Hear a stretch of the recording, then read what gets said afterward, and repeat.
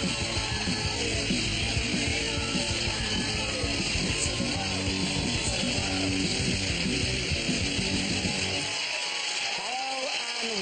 to a brand new series of Mock the Week. I'm Dara Breen. Joining me this week are Andy Parsons, Nathan Caton and Mickey Flanagan, Chris Addison, Hugh Dennis and Greg Davis. Welcome. We start with a round called Headliners. Here's a picture of the Chancellor of the Exchequer, George Osborne, and the German Chancellor, Angela Merkel. But what does OBEC stand for? Is it a list of people for whom Osborne writes his budgets? Is it oligarchs, billionaires, Etonians and conglomerates? Oh, no. Is it in fact old Berliner eats chin?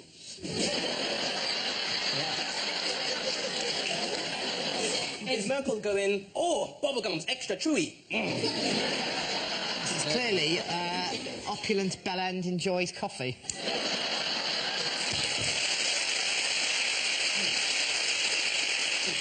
Osborne bangs Euro cutie.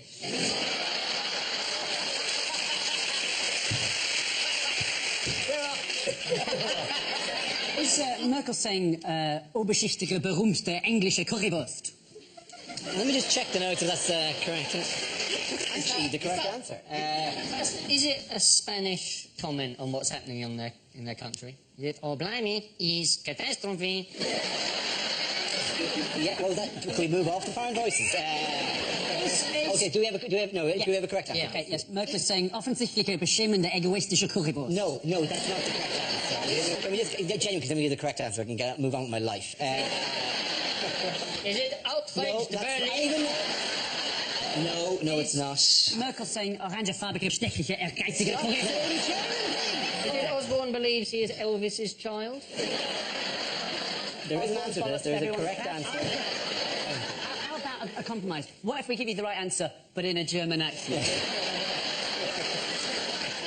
Is it Osborne blames European crisis? It is, of course. Thank you very much, Chris. Yes, the answer I was looking for was Osborne blames European crisis. This is the news that Chancellor George Osborne believes that the current crisis within the EU is killing off Britain's chances of an economic recovery. This comes in a week in which Europe agreed to a bailout of up to 100 billion euros for Spanish banks. Spain is now the fourth European country to be bailed out, following Portugal, Greece and Ireland. They've given the Spanish banks 100 billion euros. I don't think you should be giving Spanish banks 100 billion euros, not given the number of British bank robbers currently living in Spain. It's not going to arrive in one van. A lot of it's going to a bank called Bankia, isn't there? It sounds like a bank from a children's programme, doesn't it? It is difficult to take the economies of countries seriously where the word bank is written as banco. It is generally easier to think that they probably don't do it. Hey, but it is, and banco! Banco. This accent's all right, is it, Doug? I'm sorry. To be honest, Dara, you've been doing a ridiculous accent since the beginning of this series. No, but Dara, it does help when you go on holiday there, though, doesn't it? Because, you know, even someone like me, I walk along and I go, supermercado. I reckon that's a supermarket. Banco, that'll be the bank. Baro, bar. You've got half a chance. You've been to Japan? Nothing. I give you nothing. You walk about, you don't know what you're doing. I was in the bank the other day, this is absolute truth, and a man had a shit on the floor. It was the most shocking thing I've ever seen in my life. Because That is one hell of a deposit that he has made.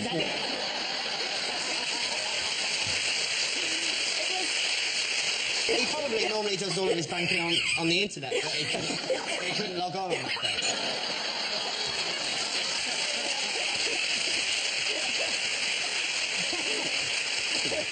The Spanish haven't had any strings attached to their bailout, have they? That was the big problem, yeah. You know, because Spain, they're going, well, you know, how is it possible? We can't work any harder. We already wake up twice a day. It's quite open-ended, whereas the other previous ones, like the Irish one, for example, they want us to pay back. The Greek one. The Greeks are really angry. They're really angry. They're building a horse and everything. What is Osborne hinted at, by the way, with regard to Europe? He might be gay. Osborne's hinted at No, he has not. He said that he's gay. I will say it again. Yes, I will say it again. As he said, oddly enough, there is a link between... I have to do it without him going, he might be gay. What has the Chancellor of the Exchequer, Osborne, recently hinted at that 8 out of 10 Britons apparently agree with? He might be gay. No.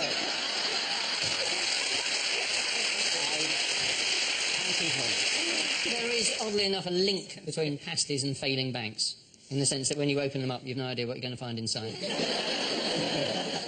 I do like how Osborne is using any tactic to blame everyone else and not himself. Like, he is technically like the white middle-class equivalent of the singer Shaggy, you know? It wasn't me, you know? He threatened the referendum. He threatened the referendum. He threatened, Literally threatened the referendum. What happens, though, Dara, you seem to know about this, so if we leave, right? If you leave? Say we go, right, that's it, we don't want nothing to do with you anymore. We've tried with you people, but you don't know how to look after your money. You're all irresponsible, you spend all day long swimming about. Swimming about?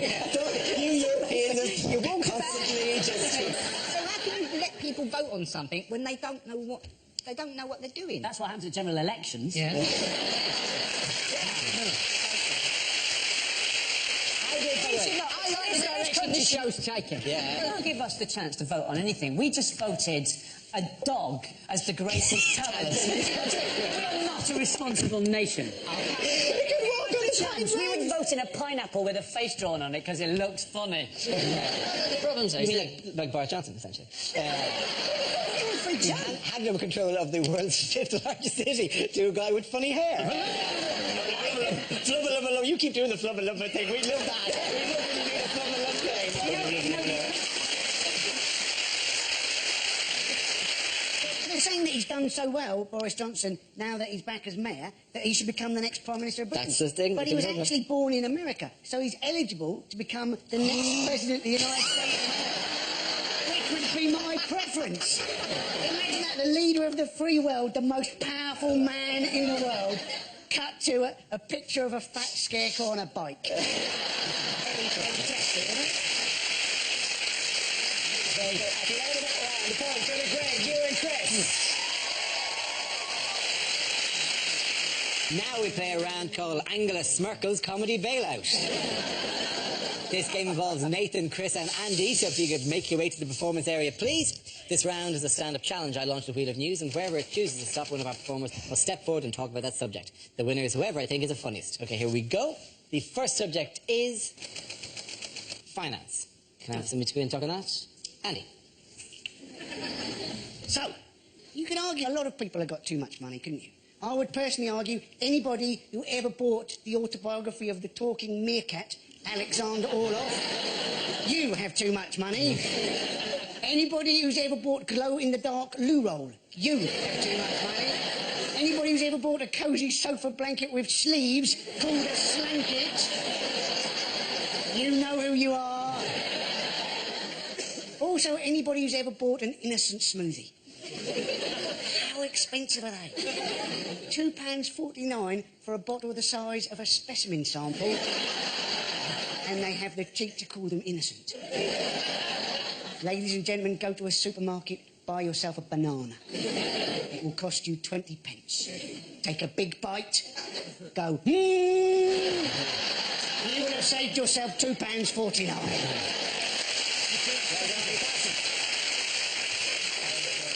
OK, let's spin the wheel again. The subject is health. Who wants to come in on that? Right, health. I actually don't have that good a relationship with my GP. For one reason and one reason only. Up until the age of 17, my GP had me on their records as a woman. But yet, they had me on their records as Miss N. Caton. And then one day they sent me a letter in the post addressed to Miss N. Caton. Now, because I'm 17, I don't really pay attention to the detail. I open the letter, and the letter says, Dear Miss N. Caton, your doctor surgery would like to invite you to attend a cervical screening next Monday at 9. Now, this is where I messed up. See, at 17, I knew what cervical was. That's obvious, right? But what I didn't know was that there's more than one meaning for the word screening.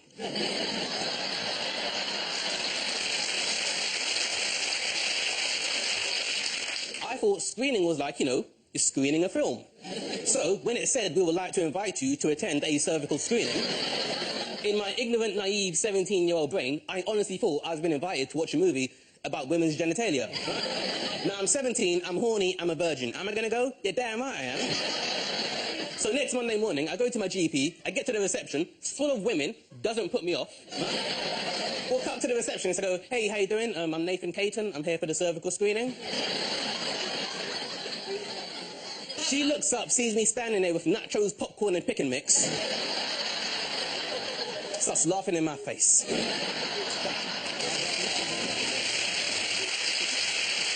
Okay, that leaves me with Chris. Let's see what you've been left with. Let's spin the wheel. The topic is relaxation.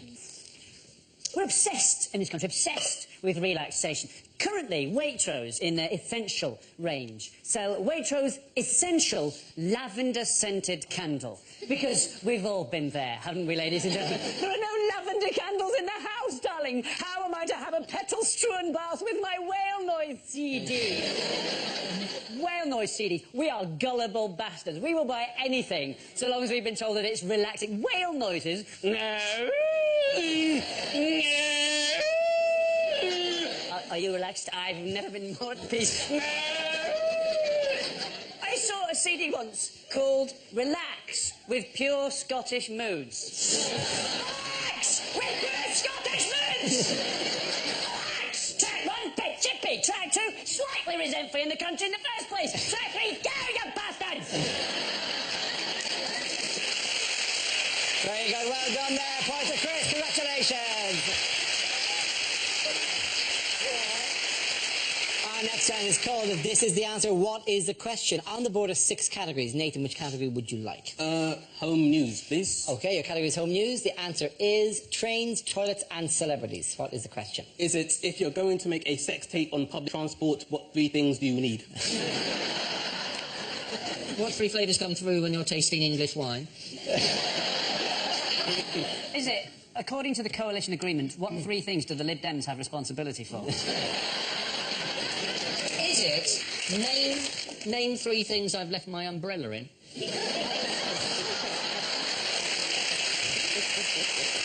it 3 things you're probably best off not to lick clean? Is it, what is the name of Thomas the Tank Engine's no-holds-barred autobiography? Is it what Peter Andre says when he's asked what his daily routine is? Our trains, our toilets and our celebrities.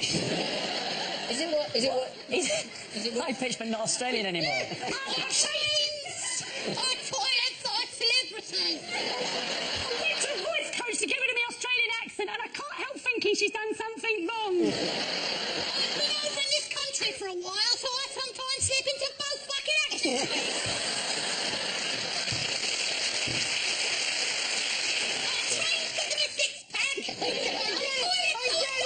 I don't miss my jeans. And now the celebrities are making the money for the kids.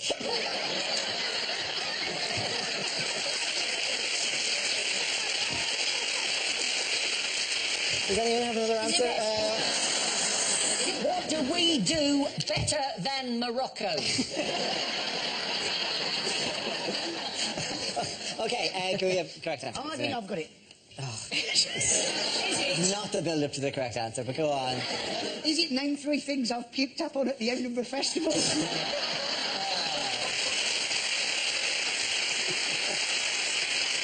I know the answer, Dara.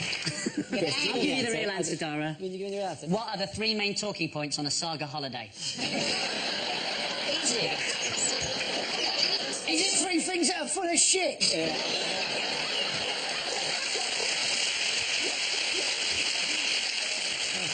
I'm a Peter Andre thing. Just like that. Where it makes the money for the children. That was it. Is it? No. What 3 things were most complained about at the Queen's Jubilee? You can do that in a proper voice. Okay, but 3 things the most... No.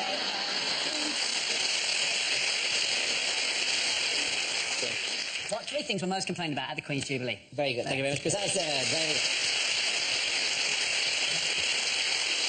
Yes, the question I was looking for was what aspects of the Queen's Jubilee celebration drew criticism from the press. Although the weekend was largely considered a success, there were complaints that the train system was unable to cope with the vast crowds, raising concerns about next month's Olympics. The lack of choice provided for revellers was also criticised alongside the BBC's celebrity-heavy coverage of the event. Did you watch the various events? The BBC's coverage was sort of criticised for looking less like a royal occasion and more like the One Show, but that is what the Queen calls it.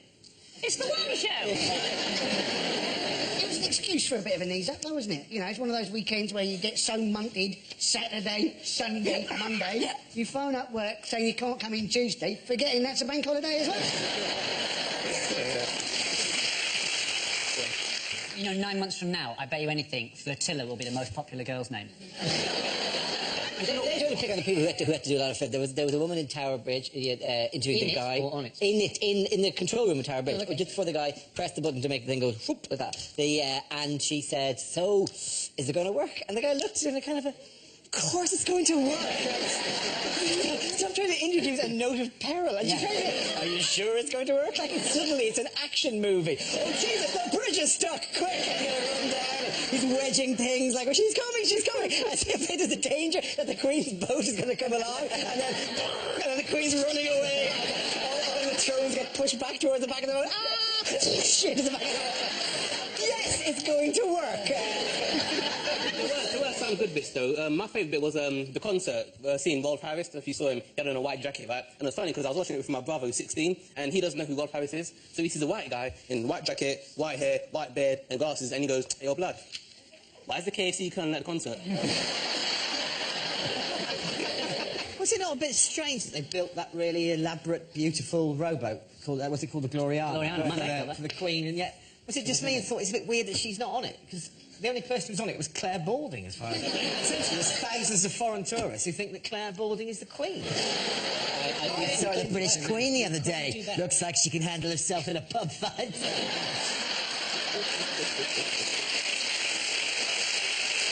All the American accents are. He said happy birthday to her. Was that it was, you know? Yeah. Grace Jones, who had a hula hoop for the last 3 randomly walks out hula hooping. Slave to the rhythm. That was the weirdest thing. I genuinely thought, am I the only one seeing this? Why? Slave to the rhythm. Who booked Grace Jones? She wasn't hula hooping. She'd been imprisoned by the elders of Krypton.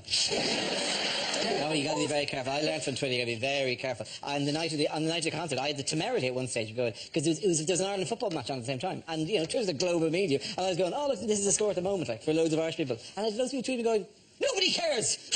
#Jubilee. Like I walked onto the stage, and going, yeah, Rob, put a sock in it. It's 0-0. And I walked. In a year when we've had such a campaign against knife crime, who do we have? Tom Jones going, I felt the knife in my head, and she laughed no more. Why is the weather making headlines?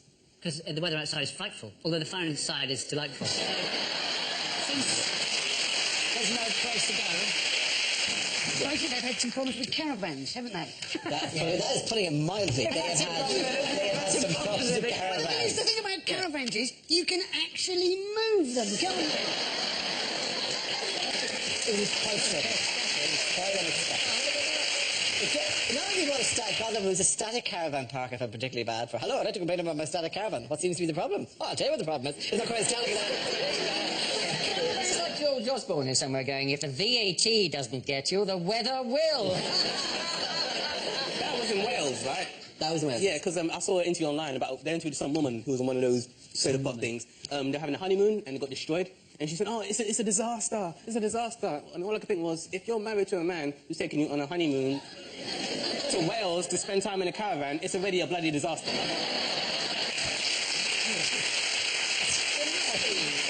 Literally insult to injury being added there. If you're watching the show, just to cheer up. Sorry for that. I just wonder, is your hosepipe ban? Do people ring up going, hello, about this hosepipe ban? Am I still allowed to use it to tether myself to a rock? So I don't washed away by the flood. Does that break the rules of the hosepipe ban? In Littlehampton, yes. Where did they put the flood victims? They put them in the local swimming baths overnight. I mean, that's just taking the piss, isn't it? It'd be like putting earthquake victims in a bouncy castle. the person I blame for this is the guy who was interviewed 2 months ago when it was like there was 2 weeks of rain, and they said, well, surely the drought is over now. And they went, oh, no. You need another 6 weeks of rain to do the drought. Well, we've got it. Happy now.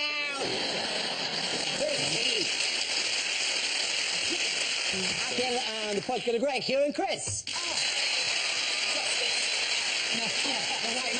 Now we come to scenes we'd like to see. So if everyone can make their way over to the performance area, I'll read out this week's topics and then we'll see what our panelists can come up with. Okay, here we go. The first subject is unlikely things to hear at an award ceremony. And the winner is Dara O'Brien.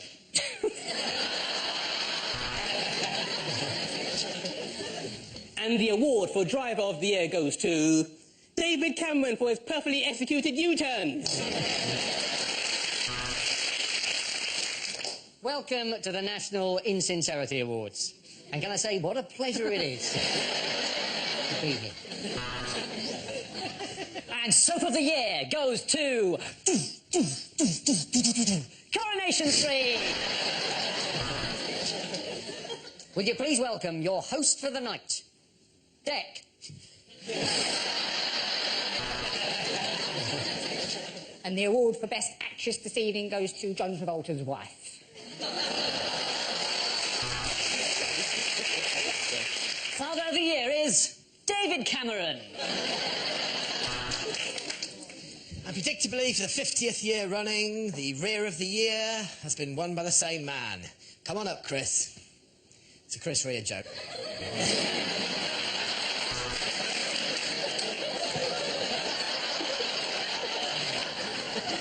And the award for Best Film, Cling Film. Oh, that was all right, though, was it? It's bullshit, Dara. It's all politics, man.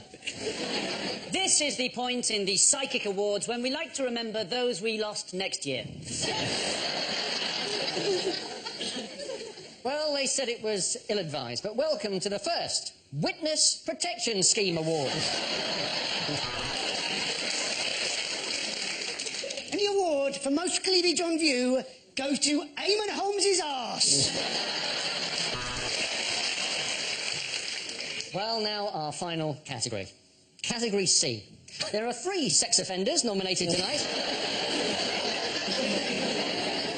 And I'd just like to say to the wife at home, you better not be there when I get home, sister. Because I'm big time now. And the best posthumously released rap record goes to Kim Yong for I Told You I Was Ill.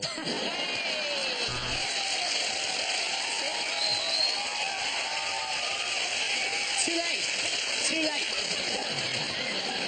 And to present Best Film in a Foreign Language, would you please welcome Nick Griffin. And the winner of Rear of the Year goes to Chris Rea. Okay. Our next topic is unlikely lines from a thriller. What more evidence do you need that there is a mole? Look at the lawn.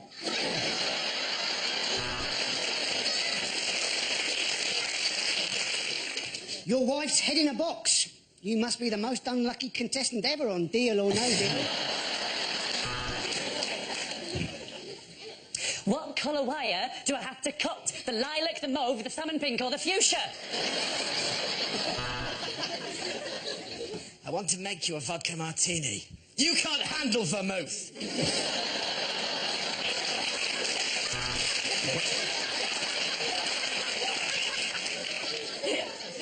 Is that a gun in your pocket, or are you just pleased to see me? She purred. Yes, it is a gun in my pocket, and I've just shot my cock off.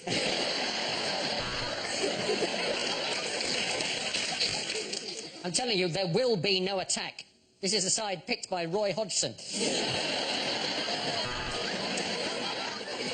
So, Mr. Bond, we meet... Ah! Flipping cat! I'm telling you, Captain, I work best alone. Or sometimes in a team. Basically, I'm saying I'm flexible. So, Mr. Bond, we meet at last. Why didn't we have a Skype?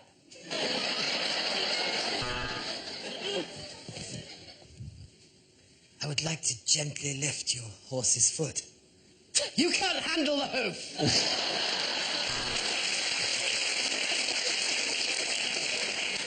I had human liver with fava beans and a nice Chianti. But the entertainment was excellent and he was a lovely host, so I'm going to give Hannibal 7 out of 10. Here's Johnny. Do you mind? I'm trying to have a shit in it. This prostitute isn't dead, said the Norwegian detective. She's just pining for the fjords.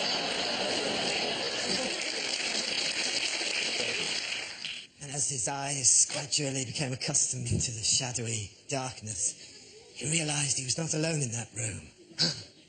Who is it? It's me! Okay, we're going to round of applause. Get a Greg, Hugh and Chris.